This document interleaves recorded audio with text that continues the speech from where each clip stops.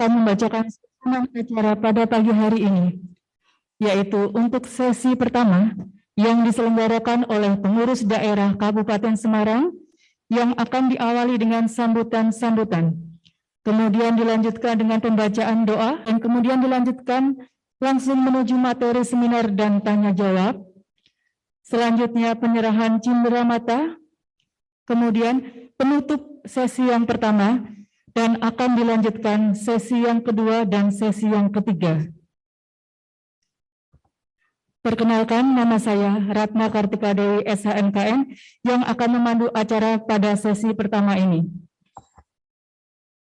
Untuk mengawali acara pada sesi pertama ini, yaitu diawali dengan sambutan dari Ketua Pengurus Daerah Kabupaten Semarang, Ikatan Notaris Indonesia, Bapak Ehwan Samrudi SHMKN. Untuk Bapak Ehwan Samrudi SHMKN, kami persilahkan untuk maju ke atas panggung untuk memberikan sambutan.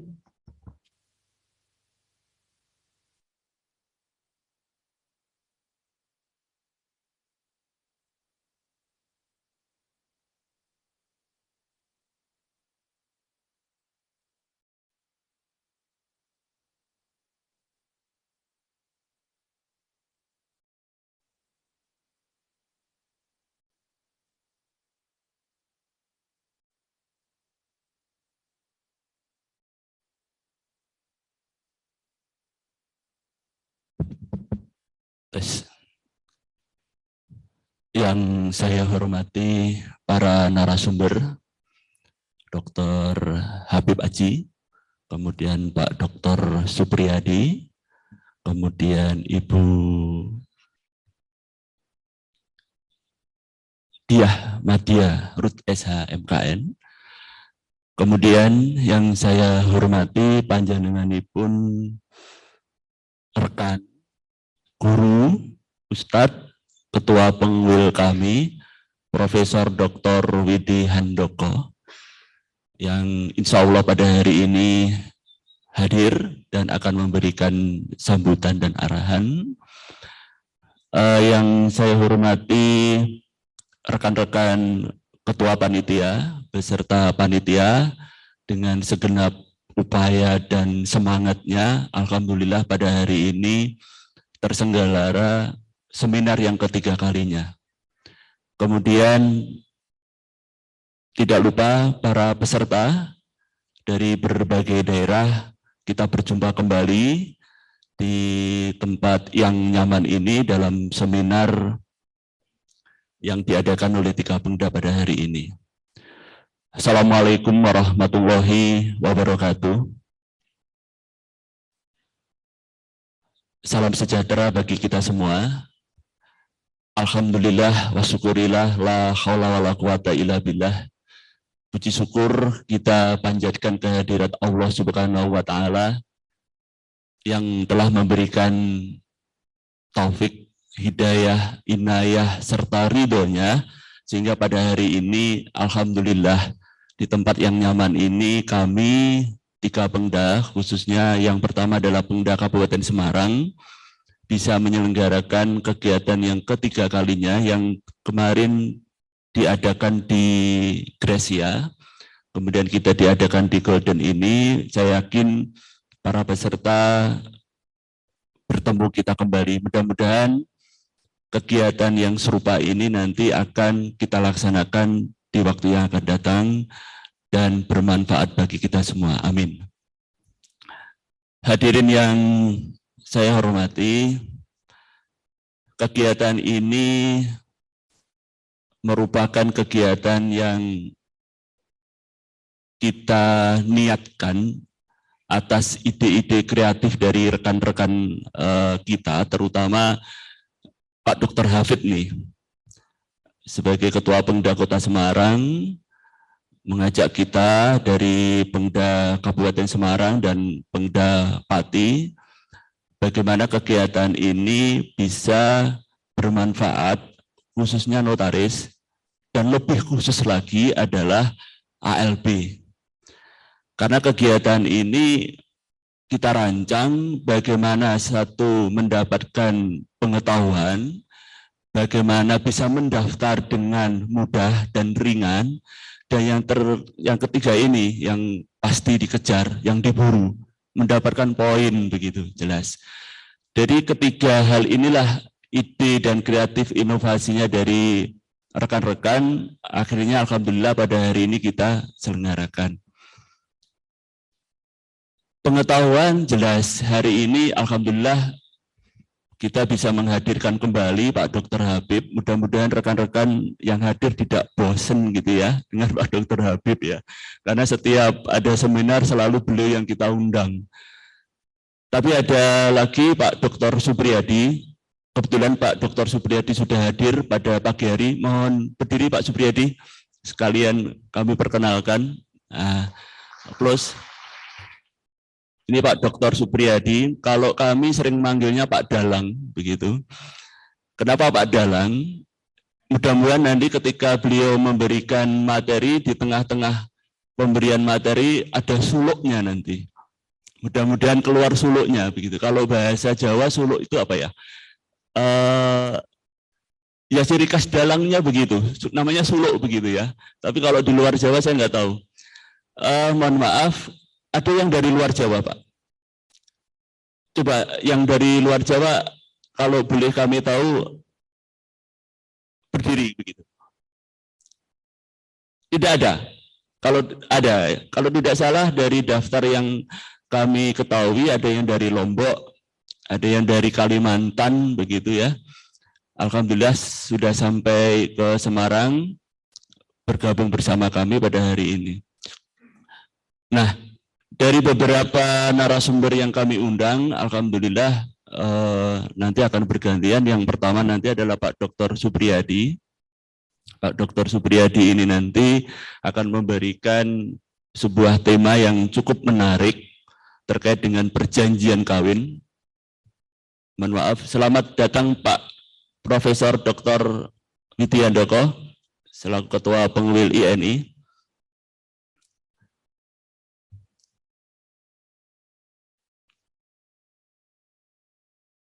Baik, saya lanjutkan.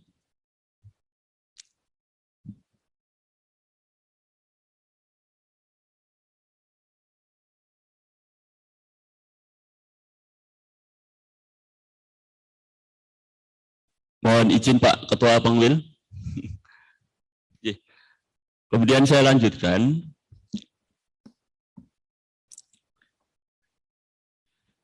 Jadi kegiatan ini kalau boleh saya ringkas menjadi 3M gitu ya. 3M itu adalah mendapatkan pengetahuan bagi rekan-rekan yang haus tentang ilmu gitu.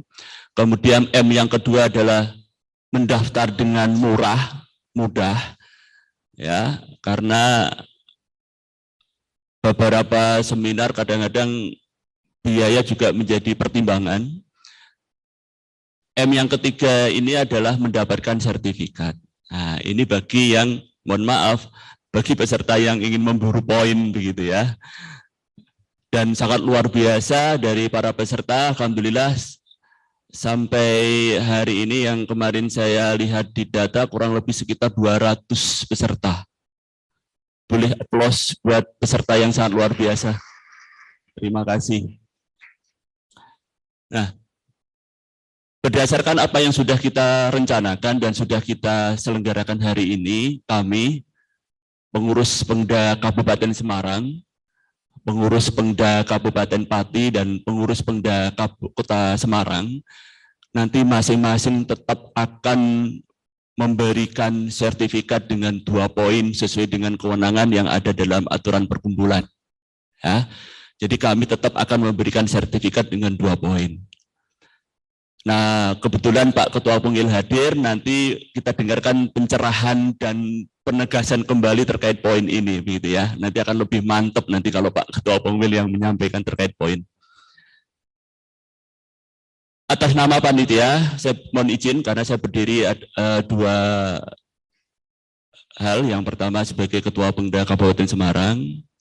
Oh ya, tadi saya kok tidak ada yang mendampingi, biasanya ada yang mendampingi Ketua Pemda Kota Semarang dan Ketua Pemda Kabupaten Pati begitu ya. Kalau Ketua Kota Pengda Semarang, saya yakin rekan-rekan sudah kenal dan sudah hafal Pak Dr. Muhammad Hafid dengan inovasinya, dengan ide kreatifnya. Kalau Bu Febi ini, kalau teman-teman rekan-rekan Pati sering manggilnya Bucan gitu ya. Saya juga, apa itu Bucan? Ternyata Bucan itu ada dua versi Pak Dokter. Yang satu adalah Bu Febi Khairun Nisa, disingkat Bucan. Ternyata yang kedua ini mungkin GR kali ya, Bu Cantik ternyata katanya. Itu panggilan. Beliaunya mana ya? Beliau Bu Febi ada Ketua Pengda Pati? Oh tidak ada. Oh berada di luar. Oke baik. Baik, mencekat waktu, kami dari Ketua Pengda dan juga panitia beserta segenap panitia yang hadir di sini juga mengucapkan banyak terima kasih atas kehadiran rekan-rekan dalam peserta seminar kali ini, dan kami mohon maaf yang sebesar-besarnya apabila di dalam penyelenggaraan kegiatan ini ada kekurangan, ada kekhilafan, ada kesalahan dari kami, dan mohon maaf apabila di dalam penyelenggaraan ini kurang nyaman atau kurang di dalam kami menyediakan fasilitas. Kami dari panitia mohon maaf yang sebesar-besarnya. Saya kira itu yang perlu saya sampaikan, dan mohon Pak Profesor Dr. Widihandoko untuk menyampaikan arahan dan pencerahannya di dalam sambutannya nanti. Mudah-mudahan seminar kali ini bermanfaat bagi kita semua. Selamat berseminar, semoga ilmu yang kita dapat bermanfaat. Amin. Terima kasih. Assalamualaikum warahmatullahi wabarakatuh.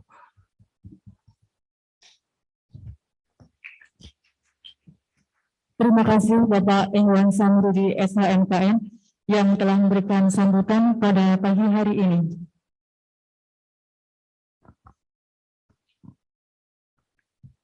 Selanjutnya, saya persilahkan kepada Ketua Pengurus Wilayah Jawa Tengah Ikatan Notaris Indonesia, Bapak Profesor Dr. Widihandoko SHSPM, untuk maju ke atas panggung memberikan sambutan sekaligus membuka acara seminar pada pagi hari ini.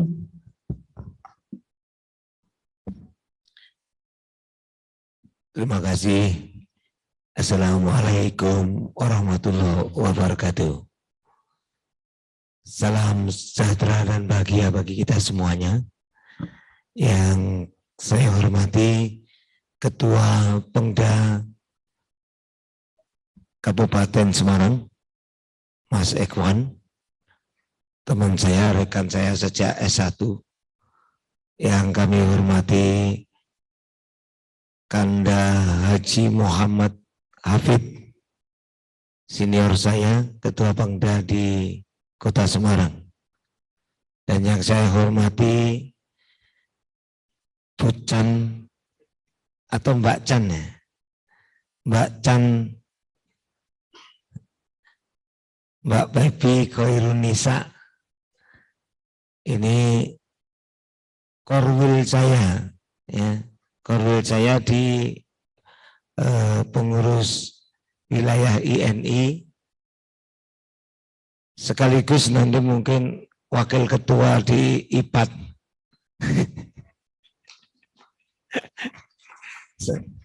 Saya doakan saja, tapi nggak tahu ya, semuanya kehendak Tuhan yang Maha Kuasa. Ketua Pengda Pati yang mungkin Sri Kandinya Pati yang sangat dihormati di sana. Saya itu berterima kasih mempunyai pengurus-pengurus termasuk Pengda di Jateng ini yang mempunyai talenta-talenta yang luar biasa. Dia mengambil bagian yang sama di dalam organisasi, baik hak maupun kewajibannya secara baik. Sehingga sebagai ketua pengwil saya itu sebenarnya cukup mudah, tidak terlalu susah untuk menunjukkan jalan, kemudian melewati jalan itu. Karena apa? Karena pengurus-pengurus saya itu sudah mempunyai talenta yang luar biasa. Jadi kalau Pengwil Jawa Tengah sekarang menjadi barometer nasional, bukan karena ketuanya, tetapi memang karena saya dibantu oleh pengurus-pengurus yang memang luar biasa. Kalau seorang ketua itu mudah, gampang. Karena seorang ketua itu rata-rata itu tinggal menunjukkan tangan, maka semuanya beres. Ya. Yang kedua, saya sampaikan dalam acara ini acara yang sangat kreatif. Acara ini menangkap sebuah aturan yang memang dapat disikapi atau ditembus dengan penafsiran secara preskriptif, karena aturannya memang tidak melarang memberikan poin 2 setiap pengda pada ini. Tidak ada aturannya di situ. Yang diatur itu setiap kegiatan pengda boleh memberikan 2 poin. Tapi saya harap ke depan poin-poin ini dihapus karena mengganggu, membebani para ALB, para notaris yang mau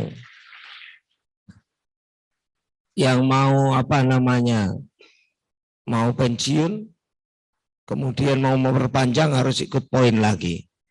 Termasuk nanti dalam waktu dekat saya akan menulis, cukup fenomenal mungkin bagi kalangan notaris, karena kalau saya nulis nggak tahu kok selalu viral. Saya termasuk orang yang tidak sependapat dengan peningkatan kualitas yang dilakukan oleh Kementerian Agraria, karena itu tidak layak. Seorang mau pensiun masih dibebani peningkatan kualitas yang bagaimana? Toh itu yang dikerjakan hanya formalitas, bukan kualitas. Ujung-ujungnya nyari duit. PP ini juga begitu. Saya sudah sangat terkenal di PP ini sebagai orang yang bengal, tidak nurut, suka protes, pokoknya yang jelek-jelek lah. Dan saya suka dengan label yang diberikan oleh PP ini, bahwa saya ini termasuk pengwil yang suka menentang. Saya ini punya mahasiswa banyak. Kalau mahasiswa saya itu kemudian lulus, kemudian dibebani macam-macam, hati saya yang enggak rela. Saya pasti akan memperjuangkan.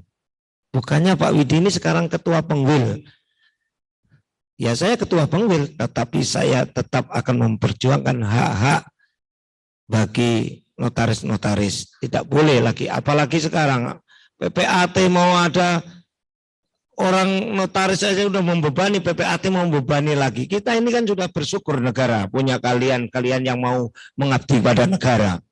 Diangkat negara dengan selembar kertas. Di pensiun tidak mendapatkan gaji, tidak mendapatkan pensiun. Meninggal atau pensiun, ahli warisnya yang nggak tahu apa-apa, diberi tanggung jawab mengalihkan minuta dan lain-lain, hudel akte dan lain-lain. Masih dipanggil polisi berkali-kali. Sudah 100 lebih yang dipanggil polisi. Setiap saat saya terus terang saja dibilang oleh PP arogan. Kenapa? Karena nggak boleh mestinya notaris itu memanggil-manggil polisi. Ya hak saya menafsirkan pasal 66 itu, bahwa pasal 66 itu kan proses peradilan, bukan penyidikan. Kalau penyidikan kan sudah ada di Perkap 82. Kalau saya menafsirkan pasal 66 itu, semua klarifikasi saya tolak. Ada seorang penyidik,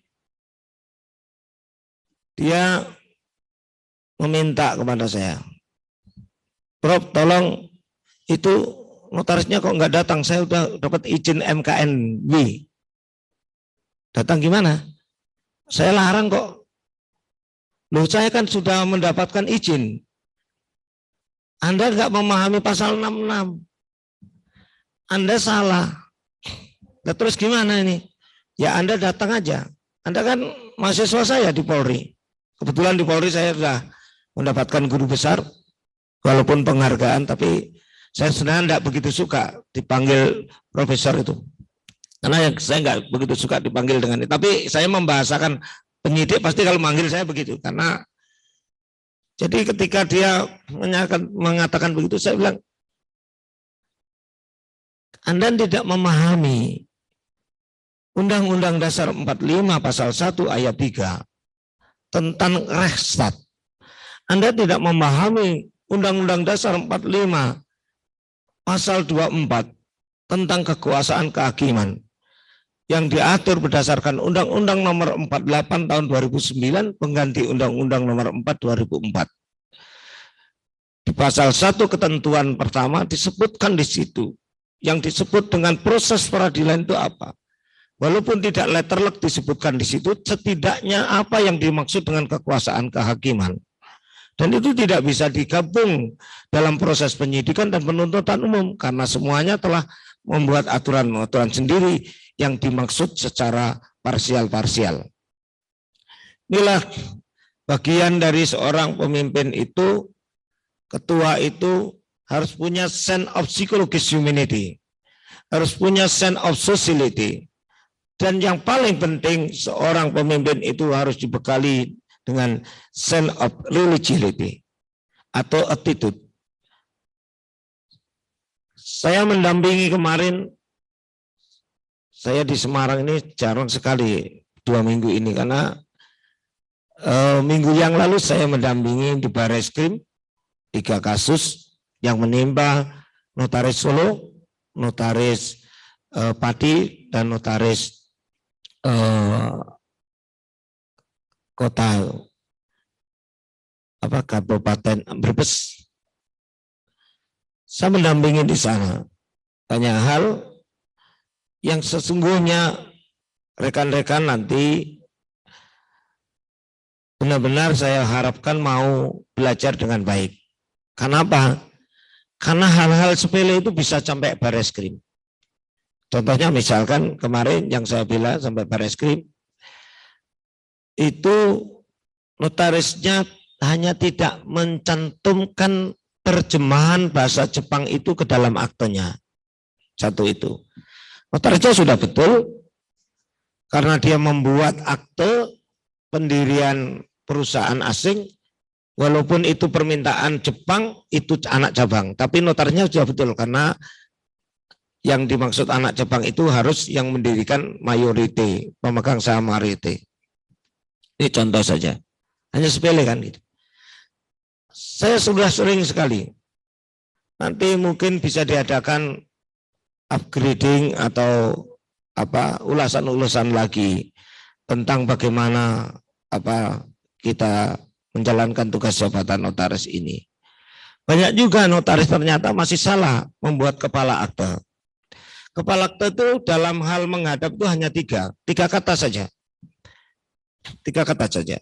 Menghadap kepada saya berarti klien itu datang ke kantor notaris. Menghadap di hadapan saya berarti klien itu menghadap di mana saja. Bisa di perbankan, bisa di tempat lain. Ya. Itu pada akte partit. Kemudian akte relasnya hadir di hadapan saya. Mengapa? Karena kita pejabat berdasarkan Undang-Undang 24 2009 kita termasuk dalam kategori delegasi atau kewenangan jabatan negara yang menggunakan stempel negara. Jadi kedudukan kita tidak sama dengan klien kita. Tidak boleh berhadapan, tidak boleh. Tidak boleh begitu. Tetap harus menghadap. Apakah menghadapnya itu kepada saya di kantor atau di hadapan saya di perbankan? Lupa katanya nggak boleh di bank. Siapa bilang nggak boleh? Boleh. Sepanjang banknya pakai surat. permohonan agar notarisnya itu membacakan aktenya itu di banknya itu. Cuma nanti di akhir akte itu disebutkan dilangsungkan di bank mana. Ya, gitu caranya begitu. Dilangsungkan misalkan di Bank Jateng, diresmikan di Kota Semarang karena notarisnya berkedudukan di Kota Semarang. Hal-hal yang seperti ini sepele, tetapi harus dipelajari, diupdate lagi. Ya, termasuk misalkan waktunya nggak sama. Istri tanda tangan pagi, suami tanda tangan sore, enggak masalah, boleh.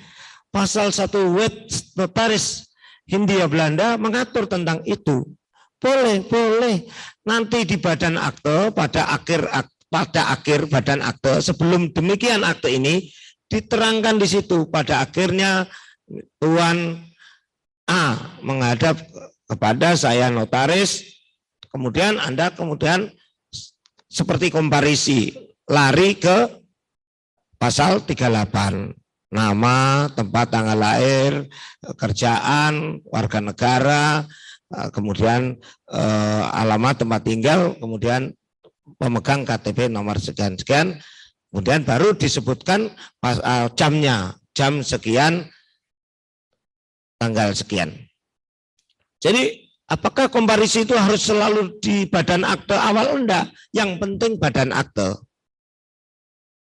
Nah ini mohon maaf agak panjang lebar sambutannya karena memang harus saya jelaskan.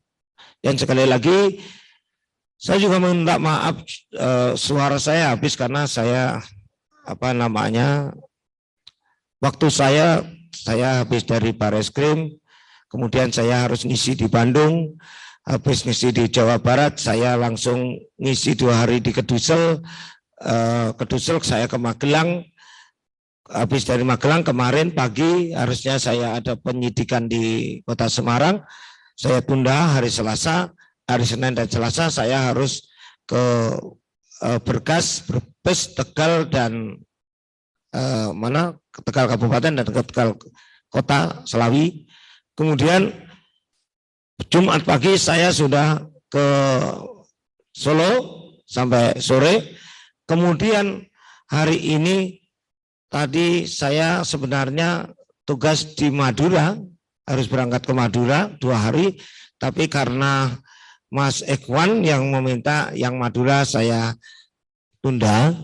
Kemudian saya hari ini ngisi di sambutan saja, saya nanti mohon pamit karena saya jam 9 harus mengajar, jadi saya habis sambutan saya mohon pamit. Pada intinya, yang terakhir, Anda tidak perlu lagu.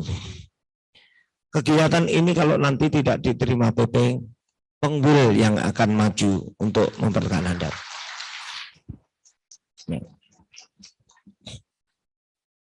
Kemarin Mbak Babi tanya saya, Pak, nanti kalau sertifikatnya ditolak, minta saya mau minta sertifikat berapa tak kasih.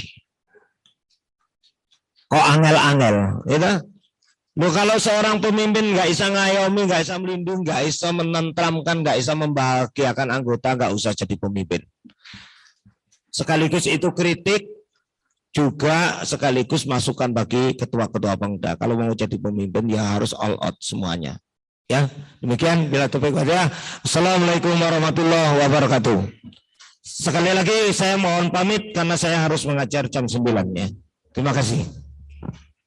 Terima kasih kepada Bapak Profesor Dr. Windy Handoko SH SPM. Selebihnya acara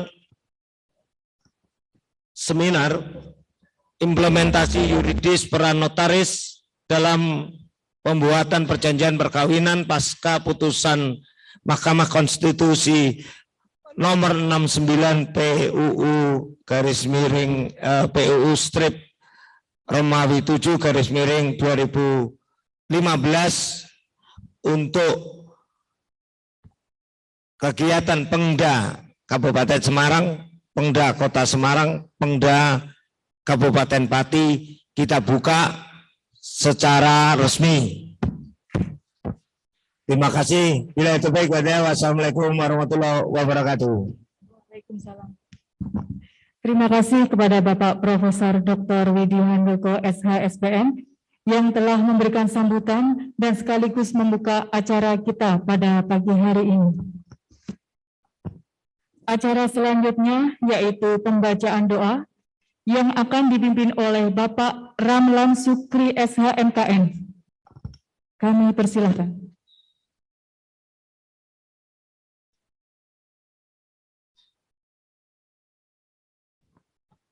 Mohon maaf, untuk pembacaan doa akan dipimpin oleh Bapak Abdul Yahya, SH.MKN. Dipersilahkan.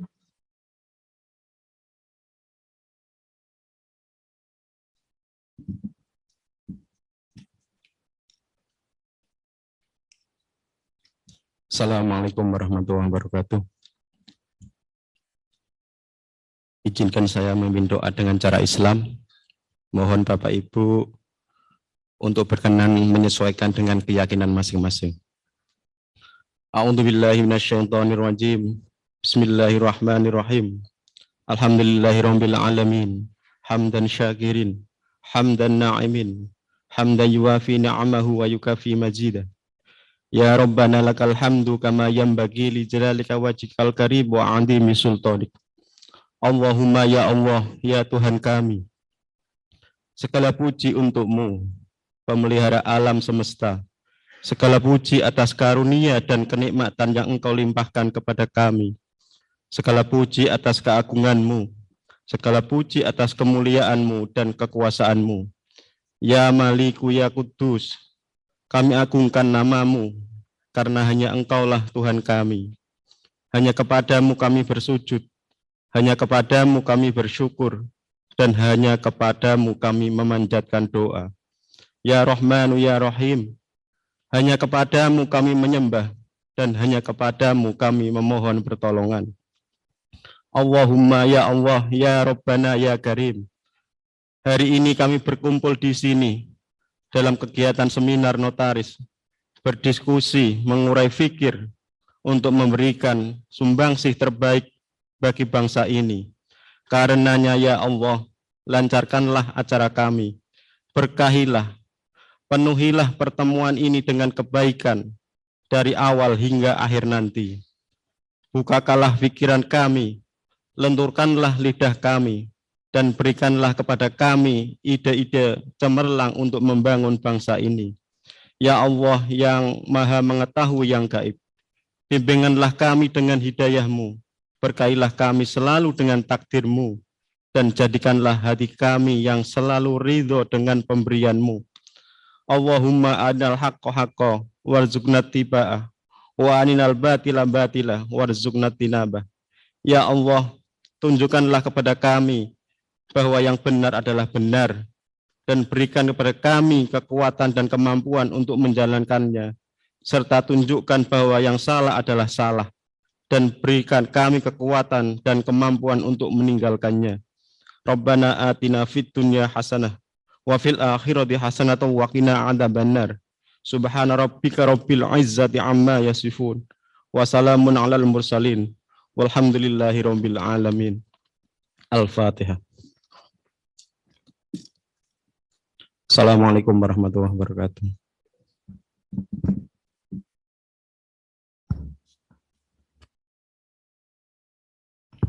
Baik, selanjutnya kita akan masuk pada inti acara sesi pertama, yakni penyampaian materi dan tanya jawab dengan materi implementasi yuridis pranotaris dalam pembuatan perjanjian perkawinan pasca putusan Mahkamah Konstitusi nomor 69/POO/12 Romawi /2015, di mana materi akan langsung disampaikan oleh narasumber kita, yaitu Dr. Sopiadi, SH.MKN, dan akan dipandu oleh Ibu Neni Sulistiawati, SH.MKN, selaku moderator.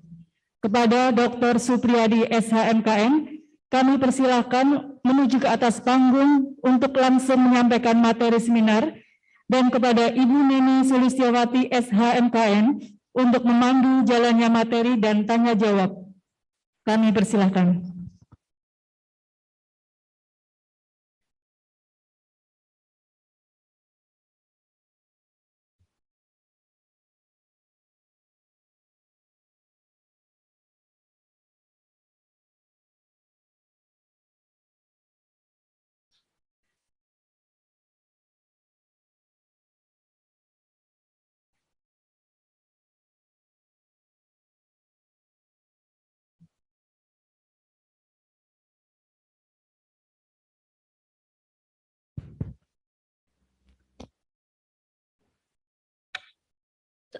Terima kasih kepada Mbak Ratna Kartika Dewi selaku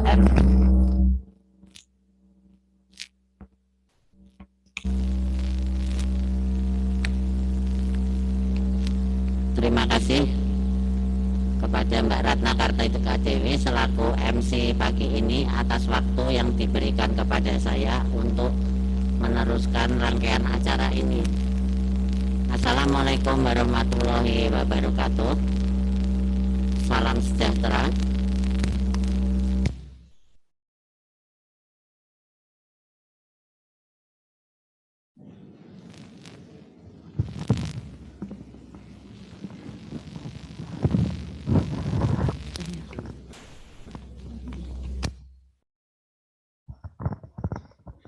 Assalamualaikum warahmatullahi wabarakatuh. Salam sejahtera. Selamat pagi teman-teman sekalian. Apa kabar pagi ini? Semoga semua dalam keadaan sehat walafiat ya. Amin. Kita akan membawakan materi yang berjudul implementasi yuridis peran notaris dalam perubahan perjanjian perkawinan pasca putusan Mahkamah Konstitusi nomor 69 garing PUU 12 garing 2015. Materi ini sangat menarik dan luar biasa. Kenapa sangat menarik dan luar biasa? Karena di dalam notaris sendiri, kita itu berbingung-bingung, Pak. Kita ada yang pro dan ada yang kontra, ada yang sudah berani membuat akte, ada yang masih pikir-pikir. Maka tidak salah panitia untuk mengundang narasumber yang sangat berkompeten dalam masalah ini untuk membahas tuntas ya Pak ya, membahas secara tuntas, dibahas tuntas. Kita di sebelah saya ini narasumber yang sangat berkompeten dan luar biasa, yaitu Bapak Dr. Supriyadi SHMKN. Saya baca kalau saya bacakan sedikit, bukan biodata ya Pak, ini pengalaman Bapak Dr. Supriyadi ini, karena kalau tidak kenal maka tidak sayang. Bapak Supriyadi ini adalah Ketua IPAT Kabupaten Semarang. Beliau adalah seorang dosen juga di salah satu universitas di Kota Semarang.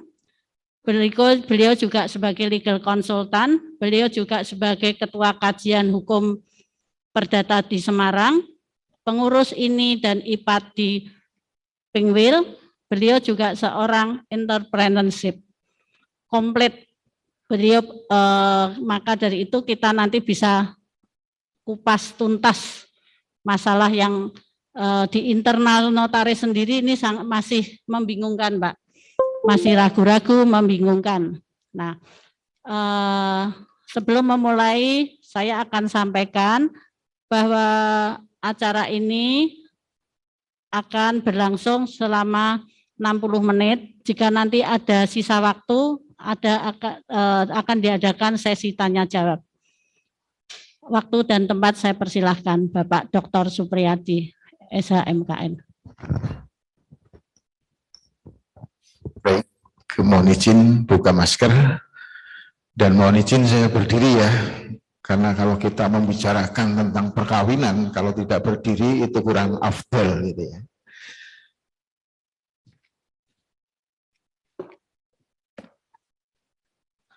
Baik, kita mulai. Assalamualaikum warahmatullahi wabarakatuh.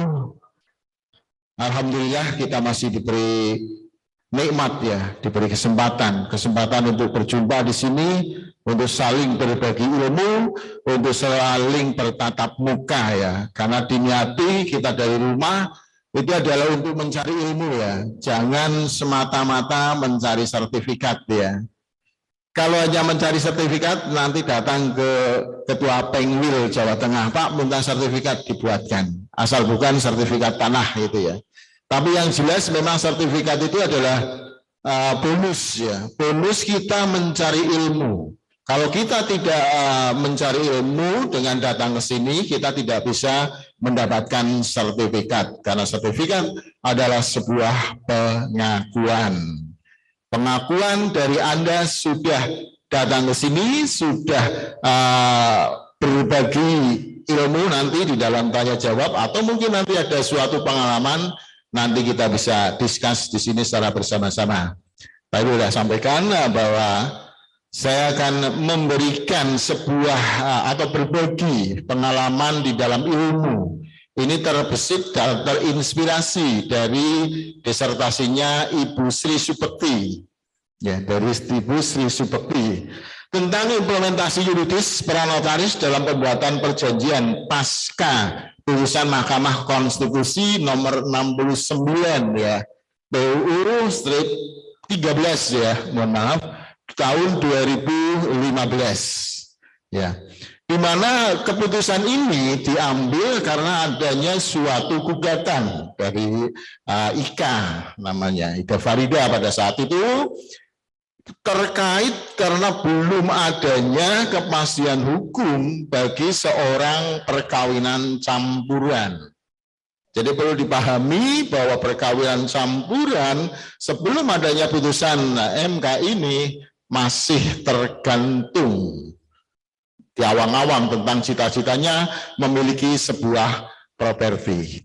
Baik, apa itu perkawinan? Sebelum kita mengacu ke arah pranotaris di dalam perjanjian, pembuatan perjanjian, kita bahas dulu nih perkawinan itu apa. Karena dari sekian ribu orang tentunya masih ada yang belum melakukan sebuah perkawinan ya. Perkawinan dan pernikahan. Kalau kita ngomong perkawinan, kita juga harus ngomong tentang pernikahan. Karena di dalam KTP Anda itu adalah statusnya kawin. Tetapi di dalam suratnya adalah surat nikah. Ini harus dikaji. Kalau seorang ahli hukum atau seorang insan hukum yang punya talenta di dalam menganalisa suatu masalah, itu juga akan menjadi masalah. Kenapa suratnya surat nikah, tetapi KTP-nya KTP kawin? Apalagi sekarang ya, di KK ada namanya kawin tercatat, ada kawin belum tercatat.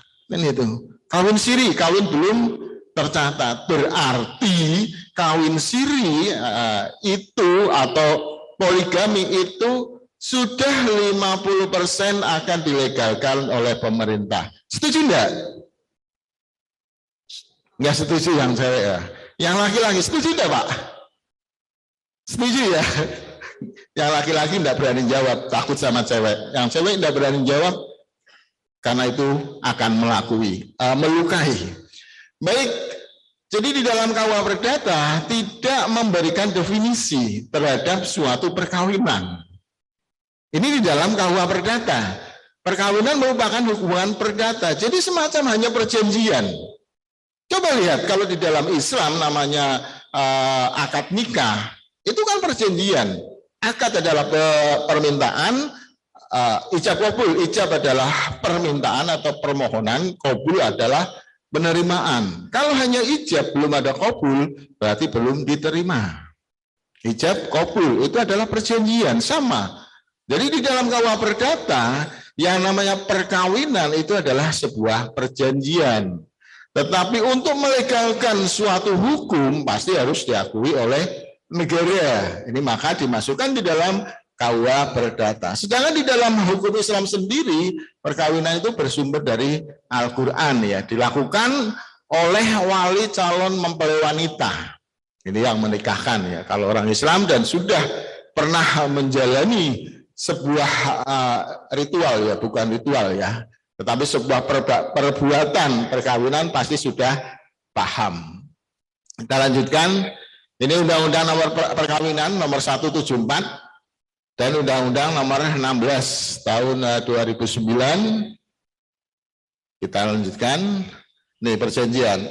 Pada waktu atau sebelum perkawinan dilangsungkan, kedua belah pihak atas persetujuan bersama dapat mengadakan perjanjian tertulis dan disahkan, dicatatkan di dalam pencatat perkawinan, setelah mana isinya berlaku juga terhadap pihak ketiga. Ini di dalam KUH Perdata. Siapa pihak ketiga? Kan itu. Siapa pihak ketiga? Banyak. Ada anak, ada ayah, ada ibu, ada mertua, ada perbankan, ada pebisnis dan lain sebagainya. Ini. Karena di dalam perjanjian perkawinan itu akan mengkotak-kotak adanya sebuah harta. Jadi inti dari sebuah perjanjian itu adalah karena si wanita dan si laki-laki itu tidak mau hartanya tercampur. Tidak mau. Harta saya ya harta saya. Saya bawa ya punya saya. Saya kerja ya punya saya. Ini biasanya terjadi di kalangan konglomerat atau kalangan artis ya. Artis ya. Kerja tiap malam, tiap siang, tidurnya siang, bangunnya malam, dibalik ya. Itu untuk mencari harta. Kalau tidak ada perjanjian perkawinan, otomatis itu akan ada rasa kecemburuan, rasa tidak rela bahwa harta saya yang saya cari dengan begitu susah payah, kok pasangan saya menikmati. Ini adalah awal dari sebuah perjanjian perkawinan ya. Ini. Jadi perjanjian perdata dan perjanjian perkawinan adalah sebuah persetujuan yang dibuat oleh suami istri pada waktu atau sebelum perkawinan berlangsung. Dan masing-masing berjanji akan mentaati apa yang tersebut dalam persetujuan itu dan disahkan di pencatat perkawinan. Harus disahkan. Karena kalau tidak disahkan dan tidak dicatatkan, itu akan menjadi perjanjian bawah tangan. Hanya berlaku bagi para pihak. Ini nanti kalau Anda menjadi seorang notaris, Anda menjadi seorang legal konsultan, terangkan itu, bahwa perjanjian yang tidak dicatatkan di pihak pencatat atau petugas yang berwenang mencatat, perjanjian itu hanya akan menjadi surat atau perjanjian di bawah tangan. Jadi tidak mengikat secara perdata. Kemudian siapa yang bisa mencatat? Kalau Islam itu dicatatkan di KUH, kalau non-Islam dicatatkan di pencatat sipil, kantor sipil, catatan sipil ya. Ini saya mengadopsi dari Ibu Irma Devita, dia seorang pakar dari perjanjian. Gitu. Ini menyebutkan bahwa perjanjian itu sebenarnya hanya 3 konsepnya, yaitu pisah harta sama sekali, pisah harta bawaan, dan pisah terhadap untung rugi. Pisah harta sama sekali. Jadi sama sekali yang namanya harta suami, ya harta suami. Yang namanya harta istri, ya harta istri. Kemudian kewajibannya bagaimana, Pak? Kewajibannya terhadap masing-masing pasangannya. Seorang istri kewajibannya apa? Melayani suami. Seorang suami kewajibannya apa? Memberikan nafkah istri. Di mana letaknya? Kan gitu. Karena pemisahan secara mutlak. Pemisahan secara seutuhnya ya, sama sekali bisa harta. Jadi yang namanya di dalam perkawinan, suami itu sudah didoktrin, artinya sudah dikatakan bahwa hai suami, Anda mempunyai kewajiban untuk memberikan nafkah. Nafkah itu 2, nafkah lahir dan nafkah batin. Jangan hanya pinginnya nafkah batin tok, ya. Tetapi nafkah lahir juga harus dikasih. Itulah perjanjian. Hai istri, Anda juga punya kewajiban melayani suami. Melayani itu komplit ya. Kalau di dalam bahasa Jawanya itu dari mulai kasur, sumur, ya dapur. Ada 3 ruang kerja seorang istri ya. Jadi istri pekerjaan rumah tangga dikatakan tidak bekerja itu salah besar. Jangan mau kalau ibu rumah tangga kok dikatakan pengangguran, tidak bekerja. Jangan mau, karena lebih berat kerjanya. Ada 3 ruang kerja, 3 kantor. Yang pertama adalah dapur, jelas. Yang kedua adalah sumur, jelas. Yang ketiga adalah kasur, itu yang pasti ya. Itu kalau di dalam bahasa Jawanya gitu. Kemudian pemisahan harta bawaan. Kalau yang sekarang terjadi kan memang banyak ya pemisahan harta bawaan. Ada waris, ada hadiah, ada hibah dari masing-masing pasangan. Itu menjadi milik dari yang membawa. Ini bawaan. Kalau ada kado perkawinan, dikadoi rumah atau dikadoi tanah atau dikadoi sebuah properti, itu milik siapa? Ini yang akan atau harus kita telaah dengan jeli ya. Jangan sampai harta kado itu menjadi bersama, kecuali kado pernikahan dari teman-teman ya, itu menjadi bersama. Tetapi kalau pemberian hadiah dari orang tua itu adalah barang atau harta bawaan dari yang diberi. Kemudian pemisahan terhadap untung rugi. Ini biasanya terjadi pada seorang seorang konglomerat atau seorang bisnis ya. Seorang pebisnis, istrinya orang pinter, ngerti hukum, melek hukum. Istri pinter melek hukum, dia akan mengerti suatu saat perusahaan suami ini akan bangkrut. Dia ngerti, karena yang namanya perusahaan tidak akan mungkin berdiri secara terus, tidak mungkin. Dia pasti suatu saat akan mengalami sebuah kendala, kebangkrutan. Seorang istri takut, kalau bangkrut harta saya ikut dibawa sebagai jaminan. Gitu. Kalau bentuknya CV misalnya. Kalau bentuknya PT, oke lah, itu kan terbatas pada saham dia punya. Tetapi kalau CV, kalau tanpa badan hukum, kalau UD, harta semuanya akan diambil. Karena untuk melunasi hutang, karena perusahaan dalam keadaan kolab. Ini yang menjadi pemikiran dari seorang istri untuk menuntut dibuatkannya perjanjian pemisahan, perjanjian untung rugi. Ini saya ambil dari Ibu Irma Devita. Tetapi coba kita lihat, kita aplikasikan di lapangan seperti apa. Sering terjadi seperti itu. Ini, mengapa harus membuat sebuah perjanjian perkawinan? Menjamin keamanan dan kepentingan usaha dari keadaan pahit, bangkrut ya. Bangkrut itu bahasa Belanda ya, bukan bahasa Sanskerta ya. Bangkrut, bangkrut itu sudah hilang semuanya. Ini kelangsungan harta peninggalan keluarga, kemudian karena di dalam prakteknya pemilikan warisan itu juga akan menjadi kabur. Inilah kalau Anda menjadi seorang notaris nanti, tolong harus betul-betul dilihat, harus betul-betul dipahami terhadap harta ini, perjanjian kawin. Jadi perjanjian juga menjamin harta perolehan dari warisan atau pusaka turun-temurun milik keluarga, tetapi dalam kekuasaan Anda. Ini melindungi istri dalam hal suami melakukan poligami. Tadi sudah saya sampaikan bahwa sekarang di dalam KK sudah ada namanya kawin terdaftar. Ini. Jadi hanya terdaftar aja di kantor catatan sipil. Jadi poligami sudah mungkin ya. Semoga tidak ya. Kasihan cewek-cewek. Tetapi kalau kita melihat dari ada omongan bahwa perbandingan laki-laki dengan perempuan itu 1:4. Nah kalau laki-lakinya hanya beristri 1, yang 3 suaminya siapa? Enggak ya, ini hanya suatu jok, guyon aja.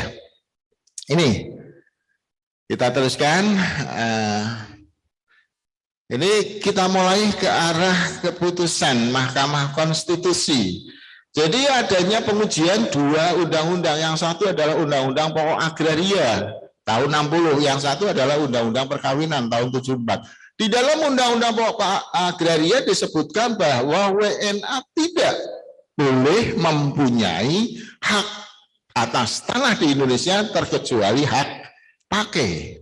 Hak pakai adanya di mana? Apartemen, rumah susun, atau di hak-hak pakai yang dilekatkan di dalam hak primernya adalah hak milik atau hak pengelolaan. Banyak seperti itu. Anda mungkin kalau mempelajari tentang ke-PPAT-an, Anda akan mengerti antara hak primer dan hak sekunder. Hak atas tanah primer dengan hak atas tanah sekunder. Ini di dalam Undang-Undang Nomor 5 tahun 60 disebutkan bahwa WNA tidak boleh mempunyai hak atas tanah terkecuali hak pakai. Kemudian kalau istrinya orang Indonesia, suaminya WNA, boleh enggak Pak? Inilah terhambat di Undang-Undang Nomor 5. Kemudian ada suatu gugatan untuk mengkaji ulang ya dari undang-undang ini. Kok enggak boleh padahal warga Indonesia? Karena beda negara, beda hukum, beda undang-undangnya di dalam perkawinan. Ada yang namanya kawin dengan orang luar, WNA, maka kewarganegaraan ikut WNA. Ada yang mengatakan masih atau dui kewarganegaraan. Ada yang mengatakan masih tetap Indonesia. Ini sering terjadi. Coba kalau Anda yang dari Jepara, Anda yang dari Blora, Anda yang dari kalau di luar Jawa ya Singkawang ya. Ini banyak sekali kawin kontrak, banyak sekali kawin campuran. Karena bertemunya buyer dengan penduduk lokal. Ini akan mengakibatkan suatu percampuran karena suatu skala kepentingan. Kepentingannya apa? Warga negara asing ingin punya properti di Indonesia. Tetapi peraturan tidak membolehkan. Makanya karena kasus itu ada yang menggugat untuk mengkaji ulang, meninjau dari aturan ini. Yang kedua adalah Undang-Undang Nomor 174 tentang perkawinan. Ini. Karena perkawinan campuran anaknya itu ikut siapa? Ini. Kita lanjutkan. Pasal 21, pencampuran harta akibat perkawinan antara WNI dan WNA menimbulkan kewajiban hukum bagi WNA yang bersangkutan untuk melepaskan haknya. Jadi kalau suami seorang WNA dengan istri seorang WNI gitu, menikah, kemudian punya anak, si suami WNA meninggal, gitu, padahal tanahnya atas nama si suami, maka dalam jangka waktu 1 tahun harus dikembalikan ke warga negara Indonesia. Anaknya mewarisi tidak bisa, kadang harus dikembalikan. Maka ada namanya atau timbul namanya penolakan waris di sini. Penolakan waris. Anak tidak mau mewarisi karena harus dikembalikan ke negara asal. Ini kita teruskan. Kalau ini adalah analisa kritisnya, tidak usah aja karena ini perbandingan antara perjanjian kawin ya di dalam pasal 29 dengan perjanjian kawin di dalam keputusan MK. Kita lanjut. Ini di dalam putusan MK nomor 69 itu mengubah 3 dari 5 karakteristik. Kemudian semula dimaknai sebagai prenuptial agreement, ini menjadi prenuptial agreement dan postnuptial agreement. Jadi sebelum adanya putusan MK, perjanjian kawin adanya hanya di sebelum perkawinan. Pada saat perkawinan tidak ada. Kalau setelah perkawinan memang ada perjanjian, tidak ada ya. Karena setelah perkawinan kan cerai atau mati. Kan tidak mungkin membuat perjanjian. Masa mati membuat perjanjian ya? Kan tidak mungkin. Ini. Jadi di dalam keputusan ini membuat atau memutuskan ada 2 perjanjian yang diakui, yaitu sebelum pernikahan dan sesudah atau selama pernikahan. Ini. Jadi pre dan post. Ini. Kemudian inkonstitusionalitas pasal 35 ayat 1 Undang-Undang Perkawinan.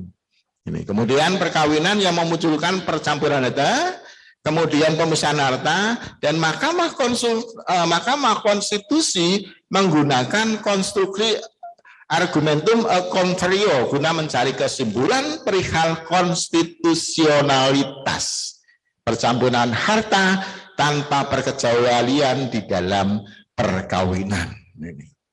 Jadi orang kalau perkawinan campuran itu harus membuat sebuah perjanjian, baik sebelum atau pada saat.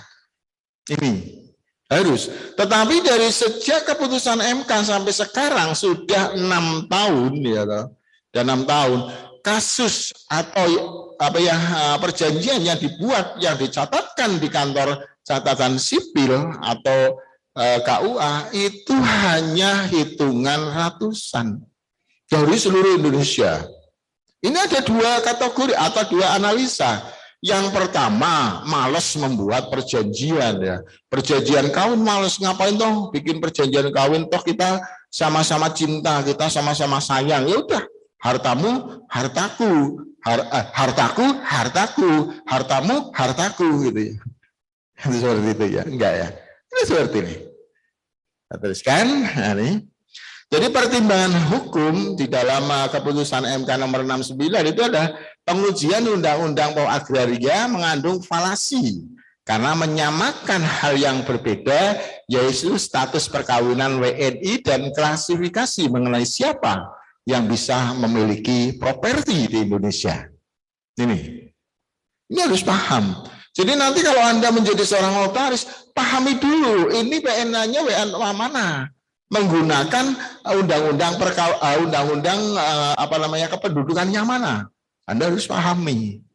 Jangan sampai Anda karena salah memahami, menganalisa dari asal WNA ini, hukum yang berlaku di sana bagaimana, Anda menjadi tersandung hukum. Itu harus ekstra hati-hati.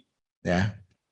Ini penafsiran terhadap pasal 29 ayat 1, 3, dan 4 Undang-Undang Perkawinan. Kemudian mempertimbangkan dampak dari perubahan karakteristik perjanjian perkawinan. Ini adalah pertimbangan hukum. MK membuat sebuah keputusan. Karena hakim di dalam MK itu membuat keputusannya itu kan sudah dengan berbagai pertimbangan. Karena orang hukum pasti akan ngomong bahwa hakim gitu, itu adalah wakil Tuhan di dunia. Gitu. Palu hakim itu adalah keputusan dunia. Jadi dari penguasa alam ya. Seorang hakim adalah wakil Tuhan. Keputusan hakim maka keputusan Tuhan. Ini di dalam hukum. Jangan melebar kemana-mana. Kita ngomong di dalam hukum. Nah, kita masuk di dalam peran notaris ya, dalam pembuatan perjanjian perkawinan pasca putusan nomor 69. Perannya seperti apa? Ini, ya, notaris Anda paham benar, ya, karena Anda ALB, apalagi yang sudah notaris, apalagi yang mau ujian ya, ujian di dalam kode etik notaris harus hafal. Notaris itu apa? Gitu. Notaris itu siapa? Ini notaris adalah pejabat umum yang diberi kewenangan, sebagian kewenangan dari pemerintah, dari negara. Negara mempunyai kewenangan untuk membuat sebuah akta otentik atau aturan-aturan. Notaris juga diberikan kewenangan untuk membuat sebuah atau membuat akta gitu, dalam bentuk otentik terkait semua perbuatan. Semua perbuatan. Di dalam asas konsensualitas, gitu, Undang-Undang KUH Perdata coba 1338, yang namanya perjanjian, apapun perjanjiannya itu adalah sah. Perjanjian konspirasi penggulingan presiden, sah enggak? Sah. Perjanjian pembunuhan, sah enggak? Sah. Perjanjian perselingkuhan, sah enggak? Sah. Kenapa? Perjanjian sepanjang ditandatangani oleh kedua belah pihak, maka itu adalah sah dan mempunyai kekuatan hukum. Tetapi kembali ke 1320, ada klausa halal. Disitulah di pengadilan akan dibuktikan. Apakah perjanjian ini wan prestasi atau tidak? Apakah perjanjian ini yang namanya perjanjian itu bukan tidak sah, tidak dianulir, tetapi batal demi hukum. Di dalam dunia hukum tidak ada karena kata-kata tidak sah, batal demi hukum kalau sudah masuk di dalam persidangan. Karena di dalam persidangan yang diuji adalah itikat baik dari sebuah perjanjian. Anda berjanji melakukan perjanjian 2 orang atau lebih, pasti Anda itu akan mengerti dan dalam hati bahwa mitra perjanjian kita itu adalah beritikat baik.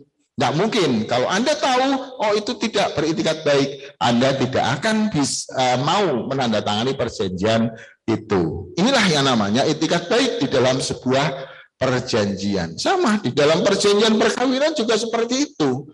Anda nikah itu ingin ngambil hartanya atau karena kasih sayang. Anda nikah itu ingin ingin jadi kaya karena menikahi orang kaya atau karena mencintai? Ini siapa yang bisa ngerti? Husnu. Nggak ada yang ngerti, karena dalamnya hati itu nggak ada yang tahu. Kalau dalamnya laut bisa diukur ya Pak ya. Tetapi kalau dalamnya hati, insinyur, profesor, bahkan profesor, double profesor wis, nggak akan bisa ngerti. Kamu baik sama saya atau tidak? Inilah namanya etikat baik. Maka dibuatlah sebuah perjanjian. Perjanjian sekarang yang membuat notaris diberi kewenangan oleh Mahkamah Konstitusi untuk membuat sebuah perjanjian perkawinan, baik pra maupun pada saat perkawinan. Untuk apa? Melindungi hukum, memberikan perlindungan hukum pada masing-masing pihak, dan untuk melindungi hukum, perlindungan hukum terhadap pihak ketiga. Masih berapa menit lagi? 15 menit, oke.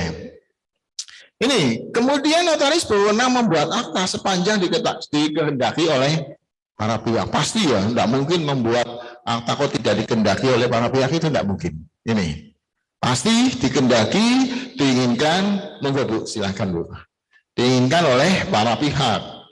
Saya akan melakukan perkawinan, membuat sebuah perjanjian. Pasti kedua belah pihak itu harus setuju, karena yang namanya perjanjian adalah melakukan perbuatan atau tidak melakukan perbuatan oleh satu orang, oleh dua orang atau lebih. Kalau melakukan atau tidak melakukan perbuatan oleh satu orang, itu namanya janji.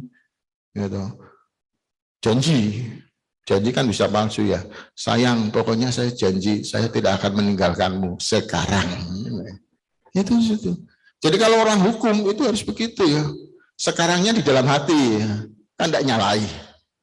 Sayang, pokoknya seluruh permintaanmu akan saya kasih sekarang kalau bisa. Di dalam hati ngomongnya kalau bisa ya. Inilah adalah ungkapan.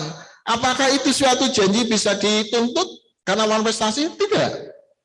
Karena tidak mempunyai akibat hukum. Tetapi kalau perjanjian itu mempunyai akibat hukum. Saya berjanji dengan bapaknya, Pak, yuk kita janji, nanti kita pulangnya bareng, ya, konsensus, perjanjian tak tertulis. Kita pulang bareng, mampir dulu di sate, ya, mampir makan dulu, deal, iya, setuju, deal. Begitu perkataan iya, maka penawaran dan penerimaan sudah terjadi, deal, masuk di dalam konsep perjanjian. Konsep perjanjian itu adalah sah meskipun hanya konsensus. Bisa enggak ditutup? Bisa. Ini, jadi Anda yang masih ALB ya, masih pacaran ya, hati-hati. Anda berjanji, kalau pacarnya itu orang hukum dan dia sakit hati, Anda bisa dituntut. Ya. Ini orang hukum. Karena hukum itu bisa untuk memperkaya diri sendiri, bisa untuk mencelakakan orang lain, bisa untuk pokoknya semuanya. Karena hukum adalah satanic cycle, lingkaran setan. Anda masuk hukum, Anda masuk di dalam lingkaran setan. Anda mau selamat, ya, selamat dari dosa, Anda jalan pakai kaki kanan. Anda tidak mau selamat, gitu, tetapi kaya raya, Anda jalan pakai kaki kiri. Tinggal pilih. Anda mau kaya di dunia, tetapi tidak selamat di akhirat. Anda mau santai-santai aja, biasa-biasa aja di dunia, tetapi di akhirat selamat. Itu adalah pilihan. Karena hidup itu adalah pilihan. Hukum itu adalah perbuatan. Nah itu. Kita teruskan. Coba dilihat ini. Disahkan oleh pegawai pencatatan perkawinan. Hal ini merupakan hal terbaru ya. Hal terbaru. Ini. Perkawin selalu dibuat ke dalam bentuk akta notaris. Ini. Ya. Ini. Akta notaris. Besok Anda kalau sudah jadi notaris yang ALB itu banyak sekali hal-hal seperti ini akan ditemui. Tadi oleh Pak Ketua Pengwil disebutkan menghadap di hadapan saya itu ilmu. Ya toh. Sebelum komparisi ya, itu ilmu. Dikenalkan, diperkenalkan, ada. Itu juga ilmu. Karena nanti di dalam kode etik pasti hal-hal seperti itu akan muncul. Anda membuat akta itu sebenarnya seperti apa? Yang terpenting adalah di awal akta. Kalau isi akta itu kan kehendak para pihak. Notaris hanya menuangkan kehendak para pihak. Jadi tidak ada yang notaris salah, itu tidak ada. Kalau ada ngomong notaris salah, itu perlu ilmunya itu masih cetek gitu ya. Notaris kan hanya menuangkan kehendak para pihak, tidak punya kewajiban membuktikan secara perdata KTP-nya asli atau tidak. Tetapi karena ada asas kehati-hatian, maka itu kita terapkan, kan seperti itu. Kita teruskan. Nah ini. Notaris berperan sebagai pihak yang berwenang dalam pengesahan perjanjian perkawinan sebagai perjanjian tertulis dalam artian membuat perjanjian perkawinan ke dalam akta notaris. Kemudian notaris berperan sebagai berwenang untuk mengesahkan perjanjian yang sudah ada dengan tujuan agar perjanjian perkawinan tersebut mengikat pula pihak ketiga. Ini Anda harus pahami seperti ini. Jadi Mahkamah Konstitusi memberikan kewenangan baru yang sebelumnya tidak diatur di dalam Undang-Undang Jabatan Notaris nomor 2 tahun 2014 tentang kewenangan tersebut mengesahkan perjanjian perkawinan yang diajukan oleh kedua belah pihak ini. Kalau ada suami istri datang ke notaris ingin mengesahkan perjanjian, ya diterima, ya toh. Tetapi kalau Anda kalau saya sarankan, Pak, dibikin aja akta notaris. Jadi kan pembuktiannya secara otentik, jangan hanya di warmaking, jangan hanya dilegalisasi. Enggak, dibikin aja akta notaris. Karena apa? Satu, Anda yakin dan itu pasti Anda tidak akan terkena jerat hukum karena akta notaris. Tetapi kalau hanya warmaking, kan biaya cuma sedikit ya. Kalau akta notaris kan banyak itu. Maksudnya seperti gitu, ke arah itu ya. Nih, perjanjian kawin harus dengan akta notaris karena sifatnya berlaku untuk jangka panjang dan berakhir jika perkawinan berakhir karena kematian atau karena perceraian ini. Jadi pasal 29 ayat 1 Undang-Undang nomor 174 tentang perkawinan telah diperluas putusan MK. Redaksi pasal itu masih tetap mempertahankan frase perjanjian perkawinan dengan perjanjian tertulis. Dan ada jaminan isi perjanjian kawin tersebut tidak mudah dirubah oleh para pihak. Jadi kalau mau merubah sebuah perjanjian pasti harus datang dua-duanya ya, atau datang kedua belah pihak. Tidak mungkin hanya satu pihak. Pak Notaris, saya mau membatalkan perjanjian perkawinan. Kenapa Pak? Ya istri saya begini. Anda jangan menerima. Tolong hadirkan istri Anda. Saya ingin ngerti apa masalahnya mau dibatalkan. Boleh enggak perjanjian perkawinan dibatalkan? Boleh. Boleh. Siapa yang ngomong enggak boleh? Boleh. Namanya perjanjian dibatalkan boleh. Oh, namanya pernikahan dibatalkan juga boleh. Ya. Karena pernikahan kan sama perjanjian secara awal perdata. Ini implementasi notaris di dalam perjanjian perkawinan. Perjanjian perkawinan kalau KUA bagi agama Islam publisitas diumumkan. Kalau sudah nikah untuk mengumumkan pernikahan perkawinan apa? Resepsi. Itu kan mengumumkan kepada handetolan. Ya resepsi nanggap wayang dalangnya saya besok ya. Boleh gitu. Ini, kemudian yang non-muslim itu ada di kantor catatan sipil. Harus didaftarkan. Kenapa?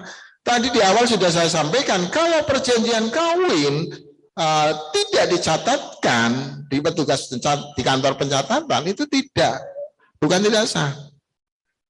Hanya berlaku bagi para pihak, menjadi perjanjian bawah tangan. Ini. Kemudian untuk publisitas jelas ya didaftarkan pada instansi yang telah ditentukan, mengikat bagi pihak ketiga. Pihak ketiga siapa? Tadi ada perbankan, ada anak, ada ibu, ada orang tua, ada yang berhubungan dengan perkawinan mereka. Termasuk di dalamnya ada dari kalau perjanjiannya untung ya.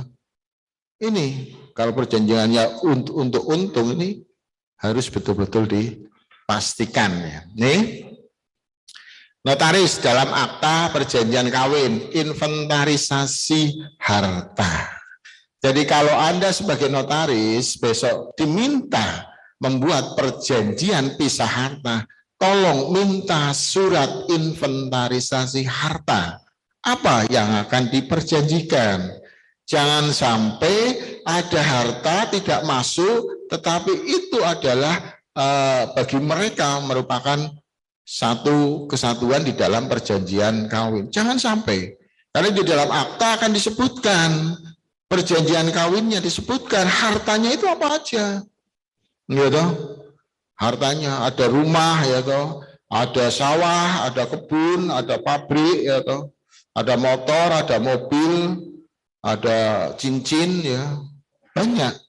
Ini bahkan goodwill ini yang belum pernah dikatakan dan belum pernah disampaikan. Goodwill, nama baik seseorang itu bisa masuk di dalam objek perjanjian. Kenapa? Padahal ini kan bukan konkret, bukan harta ya lah. Tetapi kenapa bisa masuk? Ini yang masih didalami.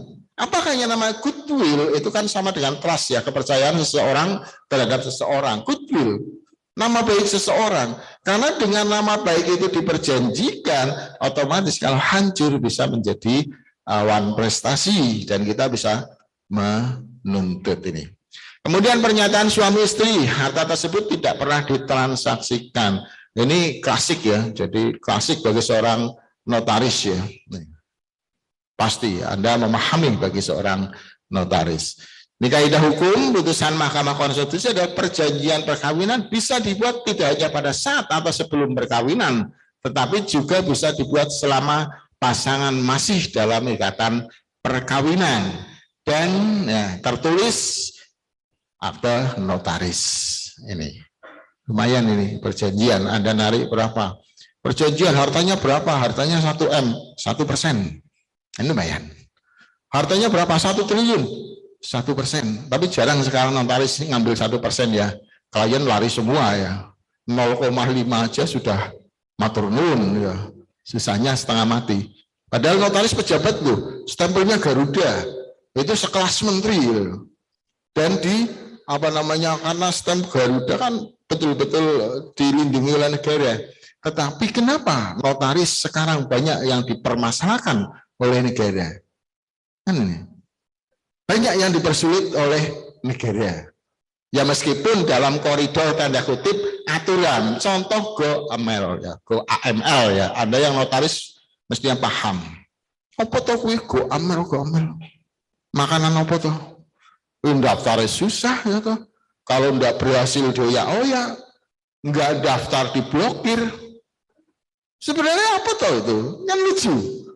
Saya notaris mencari uang sendiri ya, untuk menjadi notaris saya butuh ratusan juta, belum kantor. Undang-undang jabatan notaris mengatakan begitu dilantik maka dalam waktu sekian bulan harus buka kantor. Untuk buka kantor saya harus nyewa kantor, beli komputer, bayar karyawan. Penghasilannya 1 tahun baru ada akta, itu pun hanya 1. Kan repot. Kenapa Anda ingin jadi notaris? Hai para ALB. Kenapa Anda ingin jadi notaris? Susah loh jadi notaris. Itu. Kok susah Pak? Bapak aja enggak mau pensiun jadi notaris. Enggak ya. Ya itu kan menikmati jalur hidup lah ya. Baik, kita teruskan. Jika pasangan kawin campur membuat akta perjanjian kawin pisah secara notarial, perlu diperhatikan kapan akta tersebut dibuat. Apabila dibuat sebelum undang-undang pokok perkawinan, maka kekuatan mengikat perjanjian kawin tersebut kepada pihak ketiga adalah pada saat didaftarkan di pengadilan. Ini. Jadi di dalam Undang-Undang Nomor 1 Tahun 74 perjanjian kawin dibuat sebelum perkawinan. ini tidak akan mempunyai kekuatan hukum secara perdata, secara pidana kalau tidak didaftarkan di pengadilan. Nah, nih, pada saat itu, ya toh? Kemudian notaris juga terlalu gampang membuat akta hanya dari pernyataan para pihak yang menandatangani. Sebaiknya notaris harus memastikan ada dokumen tertulis. Kan kadang konsul ya, Pak Pri, tolong dong buatkan perjanjian perkawinan. Aku mau nikah sama Deborah misal, sama Nova. Siapa Nova? Itu loh konglomerat di Semarang. Saya pingin mengambil hartanya. Ini kan sebuah suatu atau etiket yang tidak baik. Tetapi seorang notaris, seorang pengacara tidak akan membeberkan rahasia klien. Itu sudah menjadi SOP, kode etik secara tak tertulis.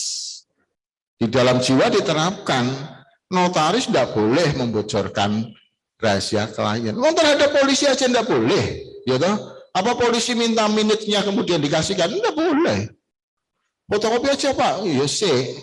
Ngomong MPD, ngomong pengawas notaris, kan itu. Ini. Kemudian perjanjian kawin terkait properti, Undang-Undang Bawah Agraria memberikan acuan yang tegas. Pasal 21 ya menegaskan hanya warga negara Indonesia yang dapat mempunyai hak milik ya. Hak milik HGB, HGU ya, HPL ya. Kalau orang luar hanya hak pakai. Ini harus dipahami. Jangan sampai Anda membuat akte jual beli itu dengan WNA. Pak, ini kan sudah WNA sudah punya istri orang Indonesia, berarti sudah WNI. Boleh dong Pak AJB dilihat dulu WNA-nya. Maaf Pak Pri, waktunya sudah. Baik ya, sebentar kita masuk. Ini ya. Jadi dampak negatif akan muncul jika pembuatan perjanjian kawin didasari niat buruk dari salah satu pihak. Misalnya, jika salah satu pihak dalam posisi terjepit, pasangan meminta dibuatkan perjanjian kawin, bisa berdampak negatif apabila kemudian disalahgunakan. Jadi statement yang perlu Anda ketahui dan Anda camkan kalau Anda menjadi seorang notaris perjanjian kawin, yang pertama lihat dulu WNA-nya, yang kedua jangan sampai kita tidak mengetahui inventarisasi dari hartanya, yang ketiga unsur kehati-hatian dari notaris. Baik, gitu aja. Terima kasih. Assalamualaikum warahmatullahi wabarakatuh. Saya Supriyadi. Terima kasih. Terima kasih Bapak Dr. Supriyadi SHMKN. Untuk sesi berikutnya, sesi tanya jawab yang akan kami mulai pada sisi kanan saya, satu penanya. Berikutnya ini ada 4 kelompok ya Pak ya. Kita tampung dulu atau mau langsung dijawab Pak? Oh langsung dijawab. Sisi kanan ada yang ingin bertanya? Sisi kanan. Kalau tidak ada, mungkin lagi dipikir-pikir ya Pak ya. Yang di sini, sebelah sini, ya bagus. Sebutkan, bacakan pertanyaannya, nama dan asal. Ya, tolong diberikan.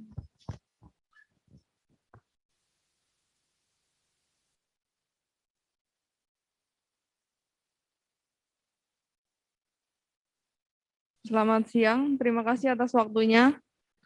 Sebelumnya saya Evelyn Larissa Florencia Wijaya, saya dari Surabaya. Mohon bertanya Pak Supriyadi, selama ini perempuan dalam rumah tangga selalu dijadikan orang kedua dalam rumah tangga. Sehingga tidak jarang perempuan mengalami bentuk diskriminasi atau penindasan dalam kehidupan rumah tangga. Belum lagi dengan adanya implementasi perjanjian pisah harta setelah adanya setelah adanya putusan MK nomor 69 PUU Romawi 7 2015. Hal ini karena banyaknya anggapan bahwa membuat perjanjian pranikah berarti pasangan tersebut terlalu berpikir negatif dan siap untuk bercerai, serta tidak tulus menjalani pernikahan. Hal ini kan menjadikan bahwa perempuan itu menjadi posisinya tidak berimbang dengan posisi kaum laki-laki ya Pak. Lalu pertanyaan saya di sini, bagaimana solusi pelaksanaan perjanjian pranikah bagi wanita? Terima kasih Pak atas waktunya. Baik, terima kasih dari Surabaya, ini jauh-jauh ya, dari Surabaya, Jawa Timur. Jadi memang yang namanya wanita, dari dulu namanya wanita dijajah pria gitu ya. Lagunya seperti itu ya. Apa seperti itu? Tidak. Sekarang kan sudah emansipasi wanita, ya. Wanita sekarang sudah menjadi kepala rumah tangga loh, tetapi tidak di kakak, ya. Hanya di sosial aja. Kalau di kakak tidak mungkin wanita menjadi kepala rumah tangga kecuali janda. Ya, di dalam mengarungi bahtera rumah tangga itu ada namanya apa ya? Ya fluktuatif ya. Kadang KDRT itu pasti ya. Meskipun KDRT dalam bentuk verbal. Wah, suami kadang kan ngomong, wah gitu aja nggak paham sih lu. Itu kan sakitnya tuh di sini nih. Ya, sakitnya di sini. Ini sering seperti itu. Kemudian ngapain juga toh kita membuat sebuah perjanjian perkawinan ya Dek ya. Ngapain? Kan kita sudah sama-sama cinta. Kalau sudah sama cinta kan hartamu hartaku, hartaku ya hartaku gitu. Gitu ya. Jadi percampuran sebuah harta. Yes, pokoknya susah seneng dipikir bareng, susah seneng dilakoni bareng. Kalau dalam Dandang Gulo ya, atau Asmarandono di Jawa kan ada gegarane wong akrami tutu pondo tutu rupa, kan gitu. Gegarane wong akrami tutu pondo tutu rupa. Jadi prinsip dari kehidupan itu bukan harta, bukan wajah, yang penting rasa. Kalau rasa kita senang ya sudah, ngapain juga bikin perjanjian. Cuman kembali ke dalam praktek kehidupan. Seorang istri itu seringkali menjadi pihak yang lemah. Maka lebih baik dibuat sebuah perjanjian kawin. Yang pertama, biar suami tidak semena-mena terus berpoligami. Ini di situ sebutkan bila mana A dalam kurung suami melakukan poligami atau diketahui punya hubungan dengan perempuan lain atau sesama jenis misalnya, kan bisa saya sebutkan komplit, maka harta yang didapat pada sampai saat itu menjadi hak istri. Bisa itu. Lalu suami kan bingung. Ya kalau saya selingkuh kemudian ketahuan, habis dah kita. Ya, ini. Jadi tidak jadi poligami. Paling ya di belakang mobil lah ya. Belakang layar gitu ya. Jangan bilang pengalaman pribadi loh. Enggak loh. Itu ya. Kemudian solusi dari apa namanya perjanjian itu ya Dek ya. Ya solusinya jelas, keinginan para pihak. Perjanjian kan keinginan para pihak. Enggak mungkin perjanjian kok keinginan pihak lain kan enggak mungkin. Istriku kapan tuh di situ perjanjian? Maka lebih baik saran saya buat perjanjian perkawinan. Apalagi mungkin dirimu lebih bisa mencari uang lebih banyak, kan bisa aja. Karena cinta adalah cinta, tetapi harta adalah harta. Cinta tanpa harta itu bagikan sayur tanpa garam, ya. Makan tuh cinta. Gimana mau harmonis, wong makan aja sehari sekali itu. Tapi kan bisa cinta, makan tuh cinta. Itu ya Dek. Oke, silakan. Yang dari Surabaya sudah terjawab. Ada lagi? Ya. Sebentar, yang sini dulu tadi di sana udah disuruh diam aja.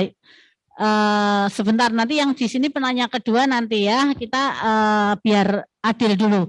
Yang di sebelah sini, sisi sini. Ya. Yang depan dulu ya, yang depan dulu.